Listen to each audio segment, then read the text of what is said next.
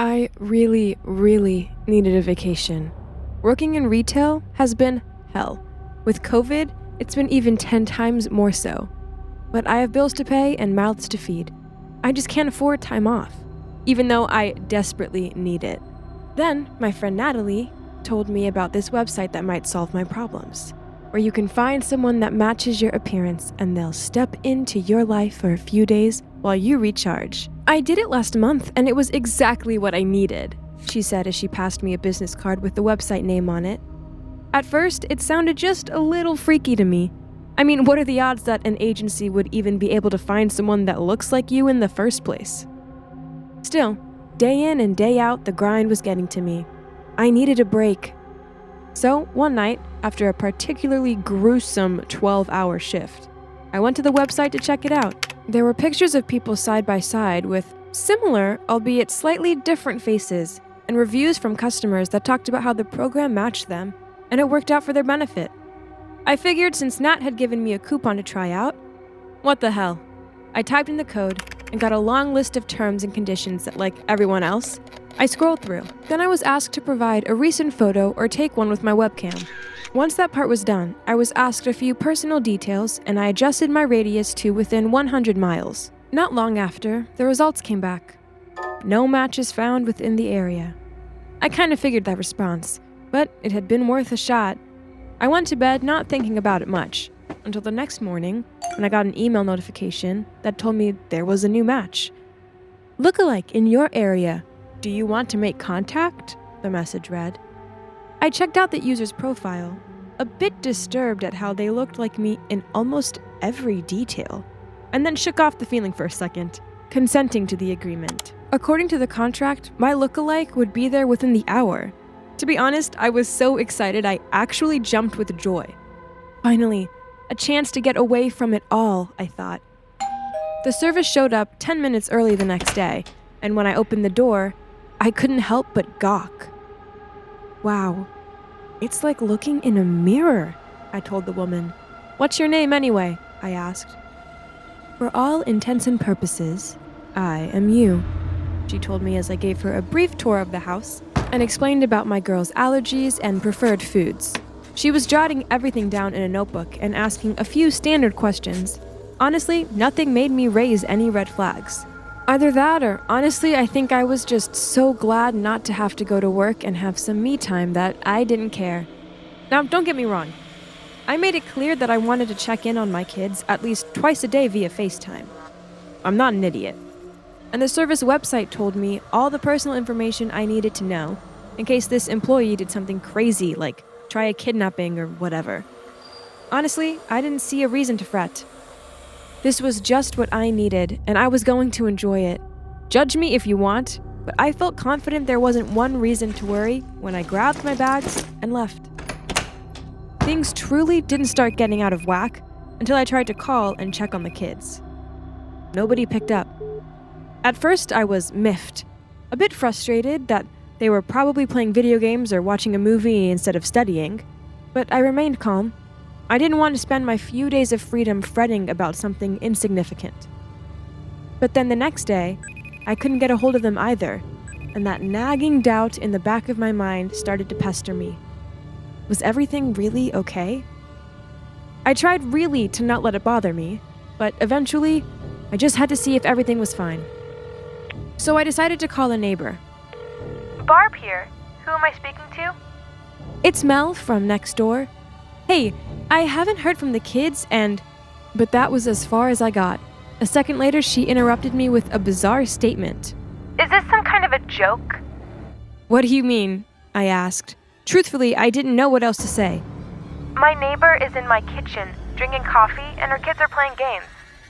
I don't know who you are, and I would suggest you stop bothering us." Then she hung up. That nagging doubt, it had just transformed into a mountainous region of concern. I needed to get home immediately. I canceled the rest of the vacation and drove all the way in a single night. It wasn't far, but it still felt like it took forever. As I pulled into my driveway, I felt this strange, eerie, and sickening feeling starting to overwhelm me. Something was wrong. And each step toward the door felt like impending doom. I jiggled with my keys and tried to open the lock, but it didn't budge. I double-checked to make sure I had the right key, then I knocked. It was cold and a little past 10. The porch light flickered on and the lookalike came to the door wearing my pajamas. My youngest was right behind her, sleepy-eyed and brushing her teeth. "Can I help you?" the lookalike asked through the thin glass that separated. "Yeah, let me in," I said, waving to my daughter. She gave me a look that I will never forget. She acted like she didn't recognize me. "Excuse me, I don't know you. Now I would suggest you get off my front lawn before I call the cops." "This is ridiculous. Chloe, let me in," I said, addressing my youngest. She hid behind the lookalike in fear. "Ma'am, this is scaring my daughter. You need to leave," the lookalike instructed. "You're?" I snapped, trying not to let my temper show. What the fuck was going on? "I live here. I hired you," I shouted at the lookalike, but she looked every bit as frightened as my daughter. Was she trying to make me think I had gone crazy? Was this just some long prank they were trying to pull? "Honey, go upstairs," my lookalike told Chloe. She scampered obediently. Once alone, the lookalike gave me a scornful look. "You have 5 minutes to leave before I contact the police," she said. I got a sick feeling that she was dead serious. So I scrambled into my purse and pulled out my phone. I showed the website where I had hired her and muttered, "This is not a game. This is my family. What have you done to them?" She looked me dead in the eye, and a soft, sly grin came over her face. "They're my family now." Then she closed the door on my face. I felt like shouting at the top of my lungs. This couldn't possibly be happening to me. But it was. I went back to my car and called the police. I was sure that it would be easier to just let them handle this. 10 minutes later, they arrived and I told them the whole story. They took my statement, which I'm sure sounded very strange, and then went to talk to my lookalike.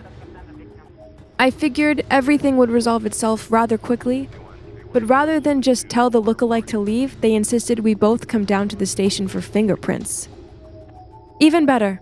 I'm tired of this fraud trying to take my daughters away," I said, glaring at her. But then I saw Chloe again, still looking just as scared of me as ever. And I wondered, had she threatened them? Were her and Tia in danger? I needed to find a way to talk to them alone.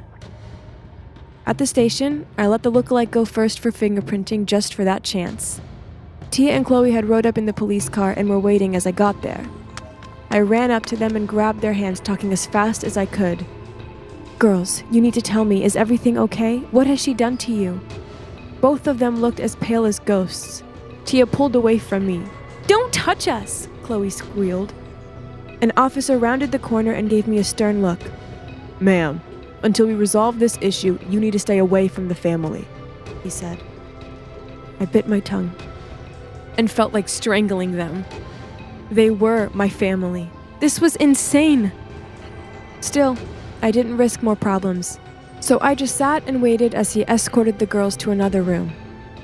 My heart felt like it was going to explode as I fixated on my youngest. She had never seemed so scared. What the heck was this woman doing to them, where they had forgotten all about me? 2 minutes later, it was my turn for fingerprints. I went in and slapped my hand on the device, figuring this would resolve everything. But a few moments later, the officers gave me another strange statement. "That's weird. Let me see your hand," he said. He turned it over and looked at it. "Did you burn your fingers, ma'am?" I snatched my hand back and looked. My fingerprints were gone. I think I must have been standing there for a long moment, because the officer was asking to take blood and saliva. But already I saw the lookalike trying to convince the sheriff to let her go with my children. I snapped, "You can't take them. I don't know what the hell you did to me, but those are my kids," I shouted angrily. I lunged for her as she grabbed a hold of Chloe and Tia. 2 officers tased me a moment later. When I woke, I found out that the woman who was now going by my name wasn't pressing charges. But she did file a restraining order. You can't come within 100 yards of her or her children. I found out shortly that her fingerprints matched my own. It was impossible. Impossible, but true. How is this happening? I sobbed as I came out to the lobby. I had only one last thing to try. Natalie. Surely she could solve this crazy problem. I left the office in a mad dash and caught a taxi toward her house. She was outside gardening.